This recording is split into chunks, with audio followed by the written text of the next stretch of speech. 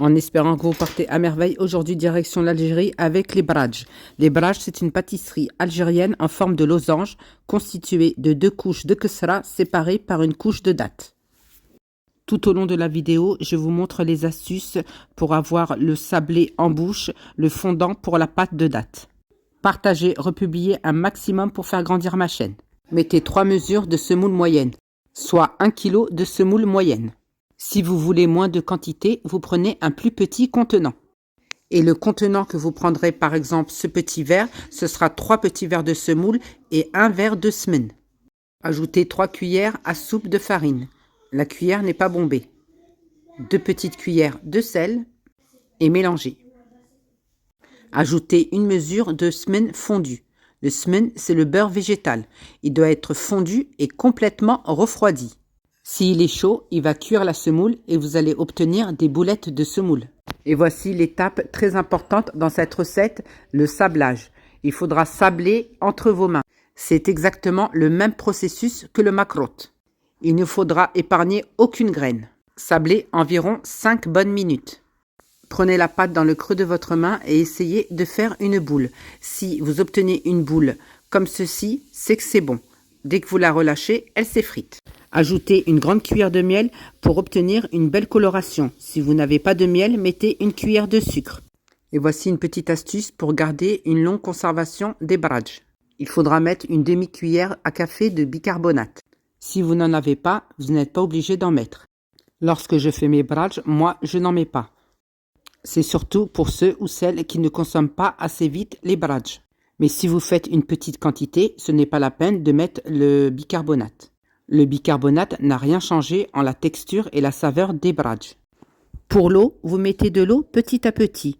Et à chaque fois que vous mettez de l'eau, laissez la semoule bien absorber l'eau pour ajouter de l'eau. Introduisez l'eau jusqu'à obtenir une pâte très souple. Je vous montre la texture à obtenir.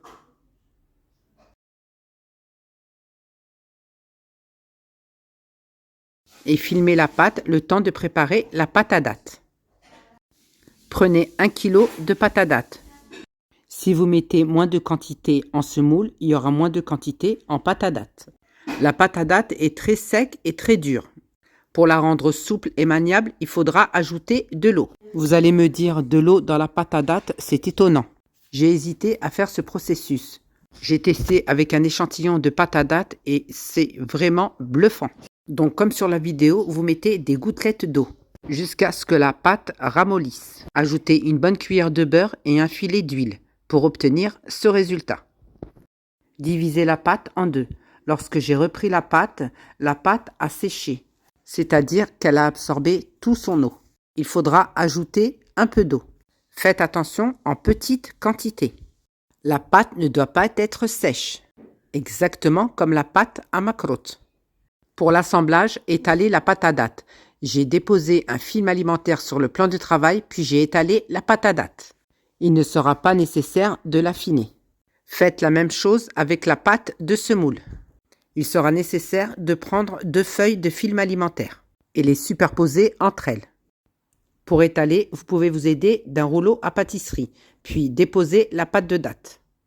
Faites la même chose avec la deuxième pâte, puis déposez-la sur la pâte de dattes et soudez comme ceci, tout autour de la pâte. Abaissez la pâte à l'aide d'un rouleau, 1/2 cm, 1 cm d'épaisseur. Et n'ayez crainte pour la pâte de dattes, elle glissera en même temps que la pâte à semoule.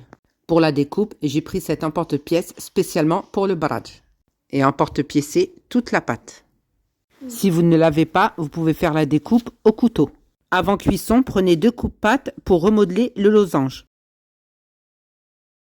Et pour la cuisson, sur les 2 faces jusqu'à obtention d'une belle coloration.